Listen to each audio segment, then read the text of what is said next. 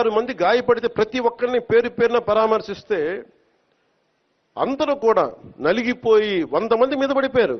ఎంత ఉంటుంది ఒక ఆడపడుచు మీద పడిపోతే, పెద్ద ఆవిడ మీద పడిపోతే, తమిళనాడు నుంచి వచ్చారు. ఎలా ఉందమ్మా మీకంటే, కడవలు పాత్రికాంగ అయ్యా, కడవలు వెళ్ళి దేవుడు బయటికి తీసుకొచ్చాడు మమ్మల్ని అంటా ఉన్నారు.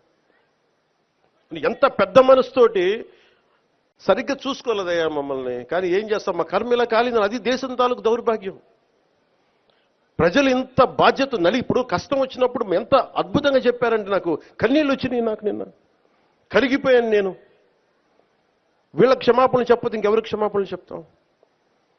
ఏఈఓ కానీ, ఏఈఓ వెంకయ్య చౌదరి గారు కానీ, ఈఓ శ్యామలరావు గారు కానీ, చైర్మన్ బిఆర్ నాయుడు గారు కానీ, టీటీడీ బోర్డు సభ్యులు, పాలక మండలి సభ్యులందరూ కానీ, మీరందరూ వచ్చి ఒక్కొక్క వ్యక్తి గురించి కథ వింటే అప్పుడు మీకు బాధ అర్థమవుతుంది.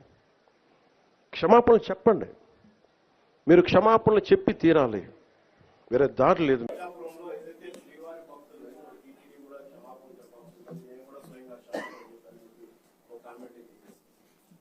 క్షమాపణ చెప్తే చెప్పడంలో తప్పలేదు.